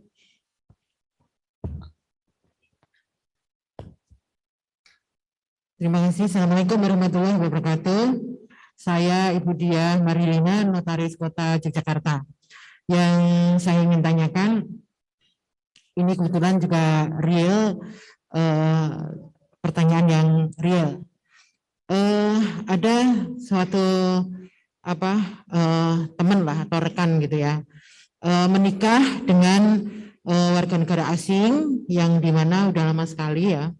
Kemudian warga negara asing ini statusnya waktu itu menikah dengan rekan saya ini adalah sudah duda dan mempunyai anak dari istri pertama, juga WNA juga. Nah, kemudian dari perkawinan ini mempunyai harta yang begitu banyak. Nah, kemudian rekan saya ini kebetulan walaupun sudah menikah lama tapi tidak mempunyai turunan. Nah, kemudian pada saat beberapa tahun yang lalu membuat perjanjian kawin, saya lupa mungkin apakah sudah ada putusan Mahkamah Konstitusi, tapi yang jelas saya ingat banget bahwa perjanjian kawin itu sudah didaftarkan di pengadilan juga. Nah, yang saya tanyakan adalah bagaimana nanti status warisannya, karena hartanya kayaknya semuanya di atas namakan istri. Nah, sementara ahli warisnya yang laki ini adalah yang dari istri pertama. Nah, ini apakah nanti misalnya perjanjian kawin itu dilaksanakan, nah ini apakah kayak membuat wasiat yang disepakati gitu ya, artinya kamu nanti yang ini, kamu yang nanti gini gitu, misalnya gitu. Ini pertanyaan pertama. Dan terakhir yang kedua, perjanjian kawin yang dilakukan sebelum nikah atau pranikah, ya mungkin masalahnya seandainya saja mungkin sudah didaftarkan di pengadilan, jadi ini bisa dilaksanakan. Nah, saya pikir prinsipnya adalah ketika perjanjian kawin ini dibuat, kemudian mereka mempunyai anak turunan. Nah, apakah ketika mungkin salah satu meninggal atau dua-duanya meninggal, toh juga nanti ahli waris legitimasi porsi inilah yang akan menerima harta-harta yang sudah disepakati, kayaknya netral juga nih. Nah, ini bagaimana, ini juga perlu direnungkan buat kami notaris agar juga selain nuruti apa yang mereka kehendaki, tapi juga bisa memberikan edifikasi kepada para calon-calon pengantin yang kenapa mempunyai ide-ide yang kayak barat-baratan ini membuat perjanjian kawin. Itu mungkin sementara itu Pak Supriyati. Matur nuwun. Assalamualaikum warahmatullahi wabarakatuh. Waalaikumsalam. Baik, saya jawab yang terakhir dulu ya. Ini masukan dari Ibu, tolong jangan punya pikiran punya suami warga negara asing. Tapi itu jodoh ya Bu ya. Baik Ibu, jadi kalau ada suatu perkawinan pencampuran, artinya kemudian warga negara asing itu menjadi warga negara Indonesia, otomatis tunduk terhadap hukum yang ada di Indonesia. Kemudian si suami meninggal, bagaimana anak dari yang dibawa suami? Apakah mewarisi? Nah, kita kembali ke dalam posisi si anak tersebut. Apakah anak tersebut masuk di dalam KK warga negara Indonesia? Kalau itu masuk di dalam KK warga negara Indonesia, otomatis dia adalah warga Indonesia. Jadi perlu dipahami, jadi yang namanya warga negara Indonesia, yang pertama adalah pribumi. Yang kedua adalah warga negara asing yang sudah mendapatkan kependudukan Indonesia. Yang ketiga karena perkawinan pencampuran, kawinan campuran. Ini ada tiga di dalam memperoleh sebuah kewarganegaraan. Kalau anak-anak yang dibawa oleh suami WNA, kemudian suami WNA meninggalkan dunia dengan tenang, maka anak-anak ini mewaris sepanjang sudah masuk di dalam KK atau di dalam hukum Indonesia. Tetapi kan kadang anak ini anak suami masuk di KK, tetapi kemudian dia tinggalnya di luar negeri. Bagaimana? Kita melihat dari negara asal dia. Apakah perkawinan itu diakui begitu kawin dengan negara lain maka menjadi warga negara lain? Itu kita juga harus melihat ini negaranya seperti apa. Jadi ada dua syarat. Pertama, bisa mewaris sepanjang masuk di dalam hukum Indonesia. Masuk di dalam hukum Indonesia apa maksudnya? Masuk di dalam kewarganegaraan Indonesia. Kalau warisnya bagaimana? Warisnya ya mengacu kepada pewarisan. Jadi hukum waris di Indonesia. Mau memakai hukum waris perdata oke, mau memakai hukum waris adat oke, mau memakai hukum waris Islam oke, silahkan. Kita kan mengenal ada 3 hukum waris. Yang diakui mana? Semua diakui. Perdata jelas penak bagi rata selesai. Ya toh? Adat sepikul segendongan. Jadi laki-laki membawa sepikul, jadi 2 bagian. Wanita membawa segendongan, hanya 1 bagian. Kenapa? Kalau menikah kan klop 3 sama. Itu. Kalau joknya, leluconnya. Kalau laki-laki sepikul, ya toh, biar tidak jatuh ke depan, biar tidak jatuh ke belakang. Itu sepikul, kan imbang. Kalau wanita segendongan, digendong di belakang, kok tidak jatuh ke belakang, Pak? Sudah ada penyeimbangnya. Gitu ya. Silakan interpretasikan sendiri ya. Ini seperti itu. Jadi kemudian bagaimana kalau yang ketiga apa Bu tadi? Yang kedua?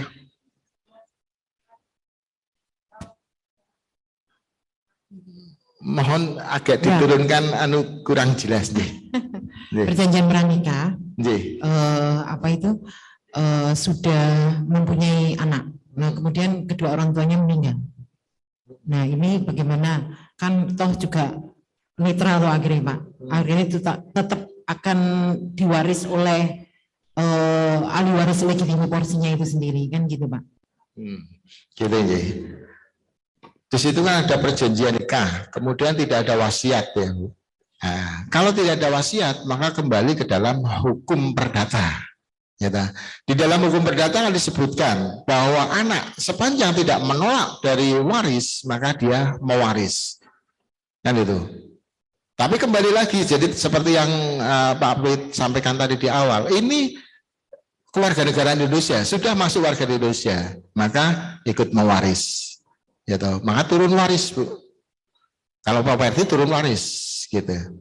Jadi tentunya kalau turun waris nanti kemudian di pembagian harta bersama kan tidak masalah. Gitu. Pak, ini serius. Jadi pertanyaan saya tadi yang pertama agak kurang jelas, Pak. Artinya ini WNA ini suami rekan saya ini masih WNA, Pak, selama ini. Jadi memakai sponsor istri terus. Nah, perkawinnya resmi, Pak, pakai KUA itu. Kemudian anaknya kayaknya juga nggak masuk di KK. Jadi masih tetap dengan rumah tangga masing-masing di luar negeri. Nah, sementara semua hartanya atas nama istrinya. Nah, ini nanti ke depannya gimana? Kalau seandainya baik ibunya yang meninggal atau suaminya yang meninggal, apakah si hak mewaris ini sesuai dengan dibagi sesuai apa yang ada di perjanjian itu? Nah, ini permasalahannya karena juga yang duda ini yang mempunyai anak legitimasi porsinya menurut WNA ini, apakah bisa menerima warisan dari yang berada di Indonesia? Ini permasalahan Pak sebenarnya. Ini kayaknya real kehidupan ini Pak. Maksud Bu. Jadi yang namanya anaknya itu kan masih warga negara asing. Kemudian suaminya udah meninggal, seluruh properti atas nama istri. Ya, itu kan sangat jelas Bu. Jadi kalau nama istri kemudian meninggal, maka anak dari suami yang masih warga negara asing itu tidak akan menerima bagian waris. Tetapi kalau dia masuk di dalam warga negara Indonesia, maka dia ikut mewaris. Itu aja. Jadi, kalau masih warga negara asing otomatis tidak mewaris. Tetapi masuk warga negara Indonesia otomatis mewaris. Ini, maka tinggal mau secara KUH Perdata bagi rata. Termasuk di dalamnya adalah istri. Tetapi yang menjadi masalah adalah properti punya istri kita, Bu. Nah, ini. Maka namanya properti punya istri, kalau tidak ada perjanjian kawin, maka itu dinamakan harta istri. Gitu. Tetapi kalau ada hak perjanjian kawin, maka itu namanya harta bersama. Kalau harta bersama, otomatis dari pihak suami mempunyai hak. Gitu. Mempunyai hak. Jadi dari pihak suami mempunyai hak. Karena ini adalah harta bersama. Karena tidak ada perjanjian kawin. Tetapi kalau ada perjanjian kawin, pemisahan harta, ya Bu, maka harta suami jatuh ke anak suami. Harta istri jatuh ke anak istri. Padahal tadi Bapak ngendiko kalau anak yang BNA ini tidak bisa menerima harta dari Indonesia. Iya, Pak, betul. Mungkin sebelumnya flashback ini Pak. Ada ini kepanikan dari orang-orang Indonesia, terutama yang putri ini, itu apabila menikah dengan orang asing, maka dia segera mengikuti hukumnya orang atau suaminya orang asing, sehingga ada beberapa kasus yang dimana mempunyai harta di Indonesia atas nama istri, maka mereka pada ketakutan karena nanti akan mengikuti hukum yang suami. Nah ini bagaimana ini Pak kasusnya? Jadi intinya kalau anaknya tidak mau cawe-cawe, maka keluarlah namanya pernyataan menolak waris, maka selesai. Jadi kalau tidak ada, maka dalam waktu 1 tahun harus dialihkan ke WNI. Itu kalau properti. Gitu ya Bu ya. Baik, silakan. Kalau belum puas nanti di belakang aja Bu. Soalnya ini nanti catat banyak. nomor HP saya Bu. Ya. Saya 25 jam. Ini panitia tidak salah memilih narasumber yang hebat karena Bapak Dr. Supriyadi ini adalah Ketua Kajian Hukum Perdata Semarang. Jadi tanyalah sebanyak-banyaknya, kita kupas tuntas ya. Sekarang yang sebelah kiri, tuh Pak, sudah nomor 1. Ibu cantik siapa Bu? Namanya Bu? Iya nanti ya Pak, balik lagi ke sana. Semuanya, mohon izin, perkenalkan saya Kurniasih, saya dari Magelang. Saya mau bertanya, apabila dalam suatu perjanjian tadi Bapak mengulas tentang yang namanya konsensus, yaitu perjanjian tidak tertulis, lisan, itu hanya diketahui oleh pihak pertama dan pihak kedua, dan itu diingkari oleh salah satu pihak. Bagaimana kita bisa menuntut kalau tidak ada saksi? Pertanyaan saya sekian. Terima kasih. Bagus. Ini insan hukum yang cara menganalisanya itu jeli ya. Sangat jeli. Jadi ada celah hukum sedikit masuk tuh. Nah, ini pasti calon, di samping calon notaris mungkin calon pengacara ya. Baiknya jadi pengacara ini karena tahu persis ini. Mencari celah hukum gitu. Baik konsensus perjanjian tak tertulis. Kalau uang prestasi bisa dibuat, enggak bisa. Bisa. Terus buktinya apa? Kan di pengadilan harus ada 2 alat bukti. Ya ada 2 alat bukti. Kenapa konsensus tidak ada alat bukti? Ada. Siapa ngomong enggak ada? Kesaksian dari salah satu. Itu kan alat bukti. Yang pertama. Kesaksian dari terlapor. Ya? Kemudian yang kedua apa? Misal di dalam itu yuk kita bareng yuk. Nah, kan mungkin ada teman atau apa, kan bisa sebagai alat bukti. Tetapi di dalam konsensus 1 alat bukti yaitu kesaksian dari pihak itu sudah menjadi alat bukti. Ya, gitu ya. Bagaimana?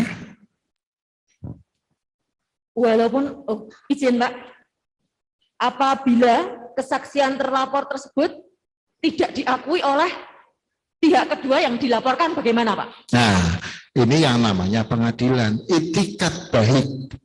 Orang ngomong perjanjian, baik konsensus maupun otentik ya, itu kan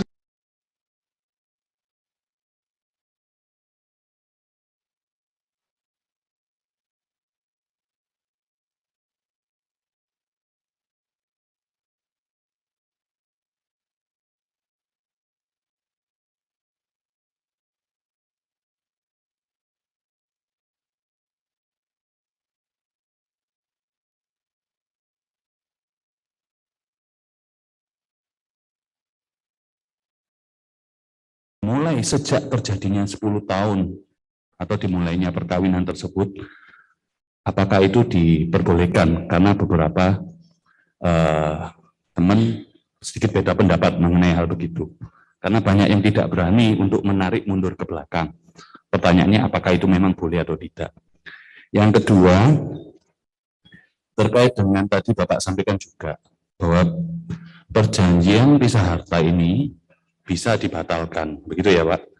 Nah, kalau kita tahu bahwa pada saat dibikin, kita proses pengadilan kemudian dispenduk, sehingga mendapat satu lampiran kalau itu terjadi setelahnya dari dispenduk. Nah, pertanyaannya, ketika kita membatalkan, apakah kita juga menjalani proses yang sama? Walaupun logikanya seharusnya mungkin iya, Pak. Nah, pertanyaannya juga dari pengalaman Bapak juga, apakah pengadilan ataupun khususnya dispenduk, Pak, itu bisa secara pengalaman Bapak ya, bisa menerima akte seperti ini dan kemudian dia bersedia menghapus atau mencatat bahwa pembatalan terjadinya pembatalan terhadap pencatatan perjanjian kawin itu. Terima kasih Pak. Selamat pagi. Baik, terima kasih. Kita coba bahas yang pertama. Kira-kira ada enggak undang-undang atau aturan yang berlaku surut? Ini undang-undang dulu. Kita ngomong undang-undang, kita ngomong aturan. Kira-kira ada enggak undang-undang yang berlaku surut? Kalau tidak ada, maka secara undang-undang maka tidak dibenarkan. Tetapi ini adalah akta notaris, Pak. Yang namanya akta notaris itu kan kehendak para pihak. Ya, bahwa perjanjian ini dibuat berlakukan hari ini. Tetapi di dalam klausul-klausulnya menyebutkan bahwa perjanjian ini termasuk pula harta benda atau properti yang dimiliki oleh pihak pertama dan kedua mulai tahun 2000 mungkin ya. Itu ada di dalam klausula. Jadi kalau tidak ada di dalam klausula otomatis tidak bisa. Karena undang-undang mengatakan tidak ada undang-undang berlaku surut kan itu. Jadi tetap kalau di dalam akta notaris bisa. Gitu ya Pak ya. Ya. Kemudian yang kedua, apakah hakim dispendum itu akan diakui oleh pengadilan? Bisa aja Pak, karena kehendak masing-masing pihak kok.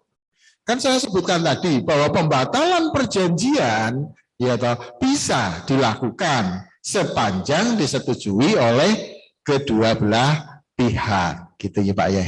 Gitu? Ji, silakan.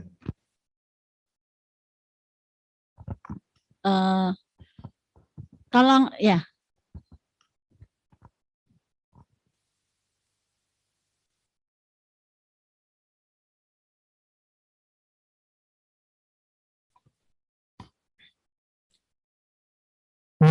Assalamualaikum warahmatullahi wabarakatuh. Perkenalkan, nama saya Zain Ibrahim. Asal saya dari Situbondo. Yang ingin saya tanyakan terkait dengan adanya wacana dari pemerintah yang menyatakan bahwasanya di dalam kartu keluarga tersebut akan dicatatkan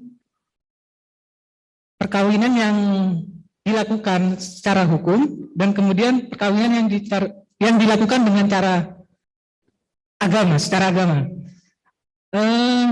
Terkait dengan perjanjian perkawinan, apabila terdapat suatu kasus seiring berjalannya waktu, terdapat seseorang yang memiliki dua istri. Yang pertama, istri pertama itu perkawinannya diakui secara hukum, dan yang kedua, perkawinan tersebut diakui secara agama. Dan seiring berjalannya waktu tersebut, ada kehendak para pihak ingin membuat suatu perjanjian perkawinan.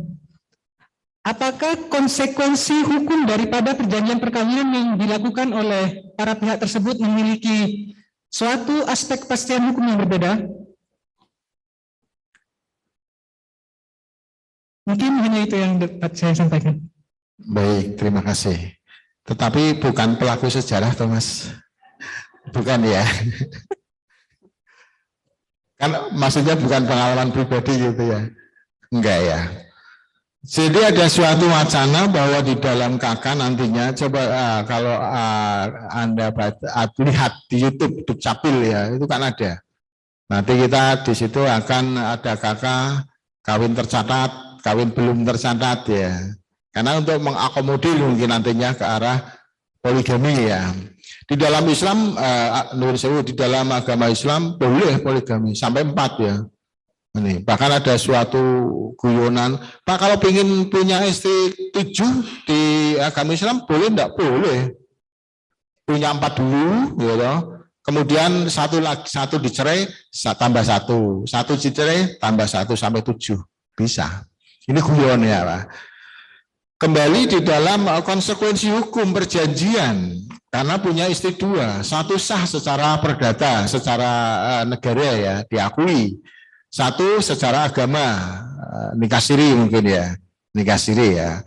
Kemudian bagaimana? Kembali kita kan selalu ngomong bahwa notaris itu adalah menuangkan kehendak para pihak. Sepanjang pernikahan itu diketahui oleh istri pertama, sepanjang perjanjian itu diketahui oleh para pihak dan disetujui, ya, meskipun istri kedua hanya diakui secara agama, di akta pun harus ditulis bahwa istri kedua atas nama Siti Fatona merupakan istri yang dinikahi secara agama.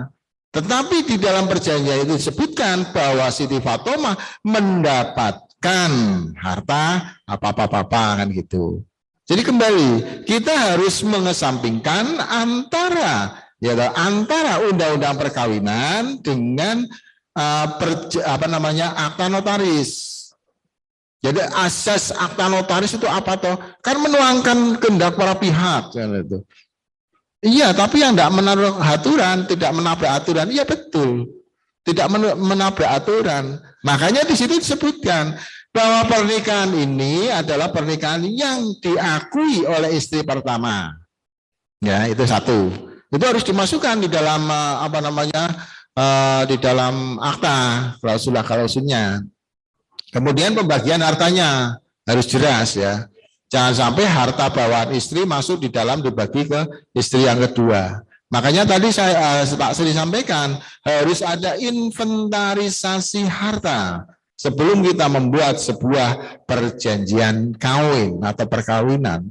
Karena secara hakikinya perjanjian perkawinan itu adalah tentang harta, bukan tentang cinta. Ya, itu Mas. Ya. Penanyanya sih banyak Pak, tapi waktunya sepertinya sudah selesai.